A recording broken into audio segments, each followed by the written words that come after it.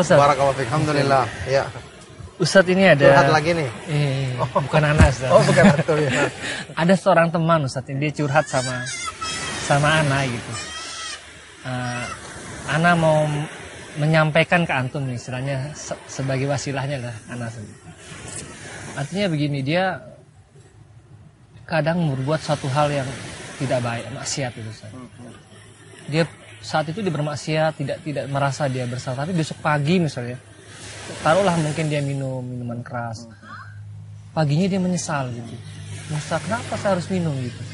Berarti masih bagus dia. Iya. Menyesali ya. Tapi kemudian teman-temannya ngajak lagi sore. Oh, berarti masih anak muda. Kita ya, masih muda lah masih. Ayo kita pergi dugem. Sampai aslinya mungkin kadang nggak mau dibayarin Ustaz. Teman-temannya itu ngajak dia, oke pergi. Paginya sadar lagi gitu Ustaz. Ya kenapa saya harus kayak masih remaja-remaja mereka. Masih ABG, masih muda lah, masih tanggung lah umuran mereka gitu. Gimana Ustaz nasihat orang seperti itu Ustaz ya? Insyaallah. Iya, barakallahu fikum. Ya memang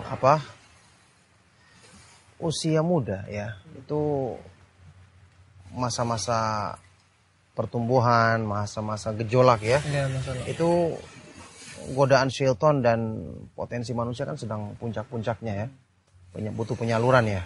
Makanya agama Islam alhamdulillah agama yang sempurna, yang benar-benar mensyariatkan dan menurunkan hukum-hukum yang mendukung usia setiap manusia, termasuk anak muda. Perhatian Islam sangat besar kepada para pemuda. Rasulullah SAW menyebutkan dalam hadis-hadis yang sahih, hadis-hadis yang menunjukkan keutamaan khusus tentang para pemuda. Misalnya ketika Rasulullah SAW bersabda tentang 7 golongan, sab'atun yudhilluhumullahu fi dhillihi yauma la dhilla illa dhilluh, ya kan? 7 golongan manusia yang mendapatkan naungan arsy-Nya Allah Subhanahu wa taala, yang tidak ada naungan di hari kiamat, yang tidak ada naungan selain naungan arsy-Nya. Di antaranya adalah syababun nasya'a fi ta'atillah, seorang pemuda yang tumbuh dalam ketaatan kepada Allah. Disebutkan juga dalam hadis yang sahih, ajiba rabbuna min syababin laysat lahu sabwah. Allah Subhanahu wa taala sangat kagum ya, sangat kagum dengan seorang pemuda yang tidak terpengaruh untuk mengikuti hawa nafsunya. Subhanallah. Jadi ini dipuji secara khusus karena mereka punya keistimewaan kalau mampu untuk mengatasi hal tersebut. Anak muda. Anak muda ya, syabab ya, ini pemuda, remaja. Karena kalau mereka berpegang teguh dengan Islam, Allah akan menolong mereka. Cuman karena tarikan luar yang sangat besar bagi pemuda, makanya mereka dipuji secara khusus. Ketika Rasulullah SAW juga bersabda tentang nikah ya, ya ma'syarasy syabab man istata'a minkumul ba'a falyatazawwaj fa innahu aghaddu lil basar wa ahsanu lil faraj. Wahai para pemuda ya, siapa di antara kamu yang sudah mampu untuk menikah, maka hendaknya dia segera melakukannya. Siapa yang di antara kamu sudah mampu untuk menanggung beban pernikahan, hendaknya dia segera melakukannya. Karena itu lebih menundukkan pandangan, lebih menjaga kemaluannya. Ini pemuda juga yang dipanggil. Jadi perhatian sama Islam sama pemuda itu Masya Allah luar biasa. Makanya seorang pemuda yang menginginkan kebaikan untuk dirinya, dan juga orang tua yang melihat keadaan para pemuda dan punya anak yang masih dalam usia seperti ini, hendaknya dia segera mengarahkan kepada agama. Karena penjagaan sebaik-baik adalah penjagaan agama. Ya, penjagaan agama itu penjagaan yang betul-betul menyeluruh, ya, dari pendidikan anak masih sejak kecil, kemudian sejak usia beranjak dewasa atau masih muda diberikan pendidikan yang sesuai. Maka semua kalau dia berpegang teguh dengan Islam, maka Allah Subhanahu wa taala akan menjaganya dengan penjagaan yang sempurna.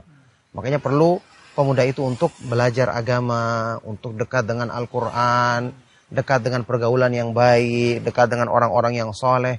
Orang tuanya dalam hal ini berperan besar, tentu dengan selalu berdoa kepada Allah Subhanahu wa taala. Rasulullah SAW bersabda, ihfadillah yahfadka, ihfadillah tajidhu tujahak. Jagalah Allah maka Allah akan menjagamu, dirimu dan keluargamu termasuk. Jagalah Allah maka kamu akan selalu dapati Allah akan senantiasa bersamamu di hadapanmu. Nah, di kasus yang tadi nih, Ustaz, iya, teman anak ini kita lihat kayak sepertinya pengaruh teman luar biasa, Ustaz. Iya. Teman-temannya dia berusaha baik, teman-temannya narik lagi, Ustaz. Bahkan mau ditraktirin saat itu. Begitu dia baik, lagi ditarik lagi. Ikutlah dia lagi berbuat maksiat. Seperti itu.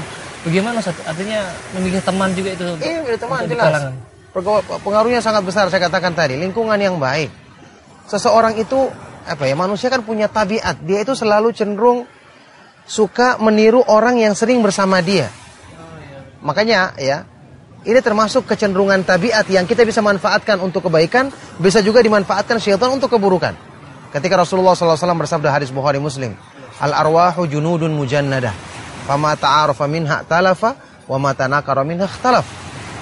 Jiwa-jiwa manusia itu senangnya berkumpul, senangnya meniru satu sama lain. Maka apa yang saling dekat, dialah yang cenderung dia sukai. Apa yang saling jauh, asing, dialah yang cenderung dia jauhi, yang tidak dia sukai.